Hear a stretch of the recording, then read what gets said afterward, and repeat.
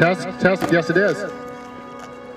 Thank you everybody for coming. This is really a humbling opportunity for me, because when I look at the legacy that Elmer L. Andersen provided as governor and leader in this area, it really, really is an amazing life opportunity that he presented as an example for us.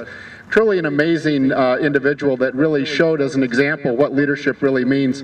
From humble roots, growing up to become the CEO of a large Fortune 500 corporation, the governor of the state of Minnesota, as well as in the House along the way, and again a resident of Arden Hills for over 20 years. So as mayor of Arden Hills, I really want to thank you all for coming today for this event, which is really an honor to recognize the legacy that he presents. When you think about a community and building the connections in it, trails are critical because they open the doors to neighbors interacting with neighbors. And that really represents what Governor Andersen stood for, which is to focus on the parks, the open space, the community, and the connection. In 2006, the City Council really passed the resolution that set this ball in motion. We ended up contracting with Derek Hames in order to make sure that it was pulled together in a way that really represents the example that he stood for. I wouldn't have missed this for the world. I go a long ways back with Governor Andersen. I spent a few years in the legislature, of which he did spend quite a bit of time. He was known back in those days as the Parks and Trails legislator.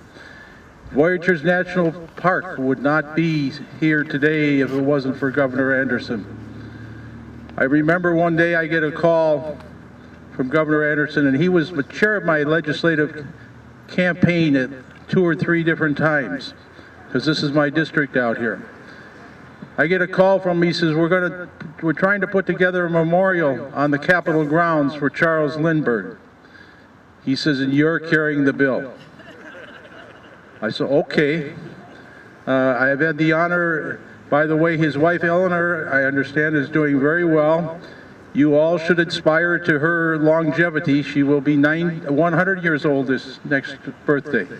And she is still living at Arden Hills, at the house on Bazard Court. So, but Elmer was a communicator. How many of you ever got little notes from him? I know the gentleman back there, we were talking over it. He always sent a personal little note after he'd had a little chat with you.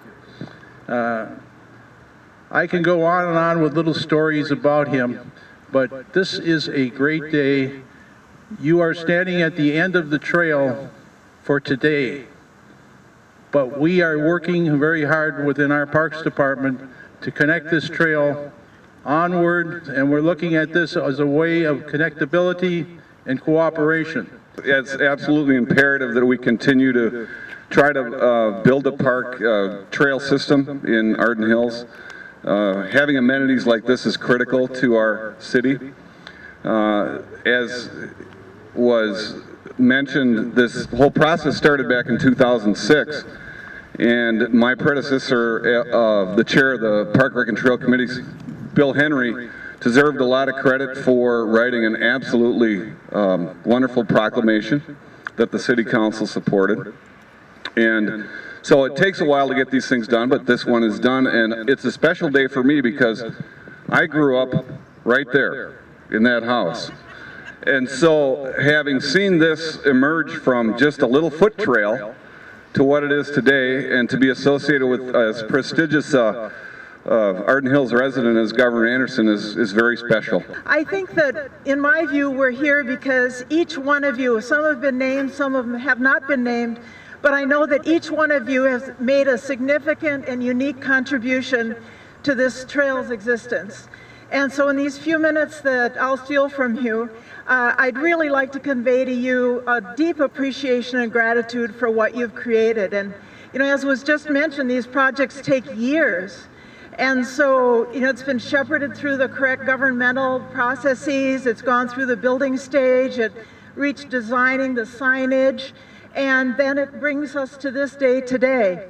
And so part of what I'd like to say is to confirm to you, you know, how important Minnesota and Ramsey County and Arden Hills has been to my family. And I'll make 3 points along those lines. One is that for the entire 72 years of my parents' marriage. They lived in Ramsey County. And early on, one could see that they were thinking about moving to Arden Hills because it was back in the 60s that they bought a lot, and finally, you know how it goes, your life can finally build a house and move, and that's what they did, and then had almost 25 years on Lake Johanna. And the second point I'd make is that early on in Dad's life, you know, it came to him that he really wanted a life of public service, business to support us, I guess, the family, but he really wanted to be in public service. And the first opportunity he had to do that was, in fact, in Ramsey County as a legislator, and I know how deeply important and honored he was by that chance. And just on a personal note, I'd like to say that during those 25 years, of course, I'd be visiting my parents, and what seemed to me is that they enjoyed Arden Hills every day because they talk about the sunset or the sunrise or the wildlife that they saw or the trees. And, you know, it was really that constant appreciation of the glory of this community. And one specific quote that I'll give you, he said it more than once when he was looking out his window from his home office across the lake. He'd see the park and the beach. And he'd turn and say to me, "I am so glad to look across the lake and see a public beach and a public park, because I wouldn't want to live in such a beautiful place if everybody couldn't live here too and come to it." And so it was that zeal, I think I'd have to call it, that he had, that there be green space. So what I feel that each one of you has accomplished by this tremendous trail is that you have really allowed that zeal that he had to live on, so that everybody would have a chance to come to libraries, to education, and yes, to beautiful green space like this in a beautiful community. And I've been very modestly involved in the project in the last few months, and I'd also like to mention, you know, what a pleasure and how much I've learned from John Peck and from Michelle Olson, and also from Derek Hames. Why don't you raise your hand, Derek? The designer, who in fact had, yes, indeed. You know, I truly have learned so much. And so, you know, I would just like to say, you know, truly, on behalf of my family, my brother, standing right over there, my mother, a little too cool for mother today, but we and the family, truly and from the bottom of my heart, you know, thank you so very much for establishing this trail for all of us and for naming it for Dad. Thank you so very much. I want to thank the family for being here and for coming. History is so important, and I come from South St. Paul. My mother was a Republican, my father was a Democrat. I was in second grade, and yes, they watched the recount from different vantage points. So at an early age, I always heard of Elmer Andersen, and then when I was elected to the State House, I served with Willard Munger. And once again, it would be, let's talk to Elmer. What do we need to do? What should we do? And I was appointed then to serve as the legislative representative on the Voyager Citizen Council. And so I get an opportunity on behalf of my family to thank your father for his public service and always making sure that there was space for everyone in our community. And so I'm so honored to be here today representing my mother, who would be thrilled to be walking on this path if only she could.